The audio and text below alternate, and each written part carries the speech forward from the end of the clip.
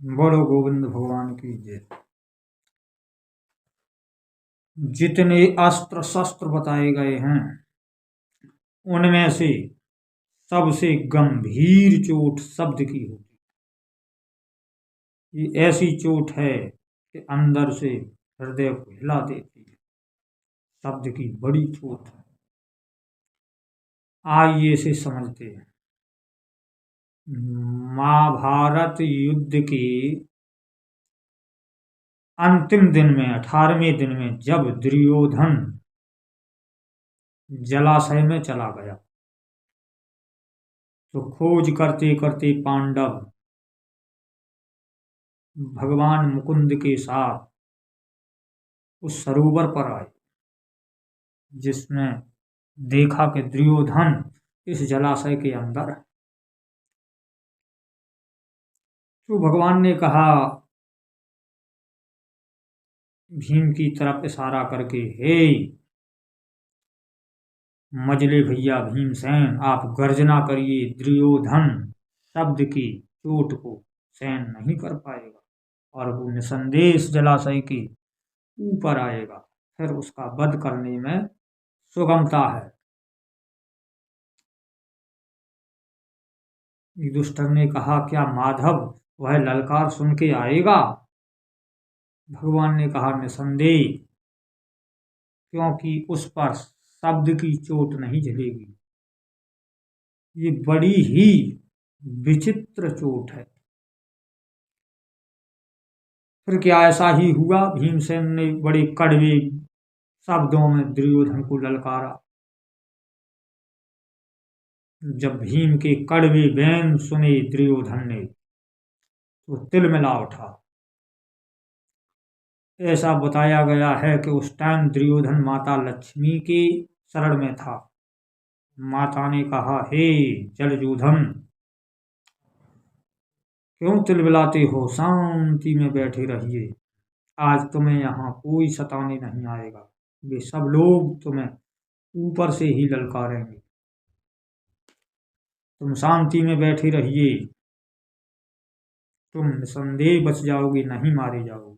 यह अनुशासन दिया माता लक्ष्मी। पर भीम के कड़वे वचनों को सुन दुर्योधन फिर से तिलमिला उठा। तब माता लक्ष्मी ने कहा, हे दुर्योधन, तुझ पर शब्द की चोट नहीं झेल रही है, तू गधा की चोट कैसे झेलेगी? जो शब्द चोट नहीं झेल सकता वो अस्त्रों की चोट कैसे झेलेगा? जिन पांडवों के तू सन्मुख जा रहा है, क्या उनके इतिहास को तू नहीं जानता? तू जब राज दरबार में सबके सामने उनकी भार्या द्रौपदी को नग्न कर रहा था और अपनी जंघा को पीट रहा था, कड़वे वचन बोल रहा था कि इसे नग्न कर मेरी जंघा पर बैठा दो, तब ये पांचों भाई वहां उपस्थित थे। तुम्हारे इतने कड़वे वचन और इतनी कड़वी स्थिति को सहन करने में ये पांचों समर्थ हुए। इन्होंने तुम्हारे महाकड़वे वाक्य भी सहन किए और महा अपमान भी सहन किया। ये सहन करने में समर्थ पांडव अमृत को प्राप्त हुए हैं। हे दुर्योधन, यदि तू भी शब्द सहन करने में समर्थ हो जाए तो अमृत पा जाएगा। हुआ क्या कि दुर्योधन वह वचन नहीं सह सका और सहसा ही जलाशय के ऊपर आया। आगे तो कथा आप सब लोग जानते हैं कि उसी दिन दुर्योधन का देहांत हुआ। शब्द की चोट सबसे गंभीर चोट है। इसे हर कोई नहीं झेल सकता। पांडवों ने इसे झेला था, इसीलिए पांडव अमृत को प्राप्त हुए। कड़वी दवा सब खा सकते हैं, पर कड़वी बात झेलना सबके बस का काम नहीं है। जो कड़वी बात सहन कर जाते हैं, झेल जाते हैं, वो समर्थ हो जाते हैं।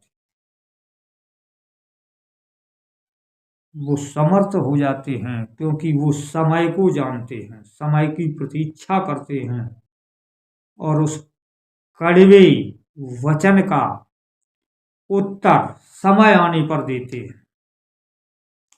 वो इस जीवन में सफल हो जाते हैं। और जो उस कड़वे वचन का जवाब शीघ्र देना चाहते हैं, सहन नहीं करते, समय का इंतजार नहीं करते, वे जन निसंदेह नष्ट हो जाते हैं। ऐसा ही हुआ उस मंद बुद्धि दुर्योधन के साथ में। और विचारशील पांडवों को अमृत प्राप्त हुआ, जो समय का इंतजार करते रहे। समय आने पर दुर्योधन का सीना चीरा, समय आने पर दुर्योधन की जंगा तोड़ी, समय आने पर अंगराज कर्ण का वध किया, समय आने पर रण किया, पर समय को देखते हुए सब कुछ सहन किया। वनवास सहन किया, लाक्षागृह सहन किया, जहर सहन किया, अपमान सहन किया, सब कुछ सहन किया और समय आने पर रण किया, सबका वध किया, सबको विदृढ़ किया और विजय पाई। जो व्यक्ति सही समय पर ही सही कार्यों को करता है और अपने अंदर सहनशीलता की कुंजी रखता है, वो निसंदेह सफल है। वही अमृत पाता है, वही इस संसार में विजयी होता है, इसमें कोई संदेह नहीं है। इस प्रसंग से मुझे यही सीखना चाहिए कि शीघ्रता न करें। शीघ्रता का लिया हुआ निर्णय और क्रोध में लिया हुआ निर्णय अच्छा नहीं होता। कोई निर्णय ऐसे हैं जो शीघ्र लिए जाते हैं, पर गंभीर निर्णय शीघ्रता से न लें। गंभीर निर्णयों को लेने के लिए धैर्य धारण करें और समय आने का इंतजार करें और समय पर ही निर्णय लें। यही इस प्रसंग का रहस्य है। इसे अच्छी तरीके से जानकर कड़वे वचन सुनने की सहनशीलता जगाइए। यही इस प्रसंग का तात्पर्य है। बोलो गोविंद भगवान की जय। जय जय श्री राधे कृष्ण।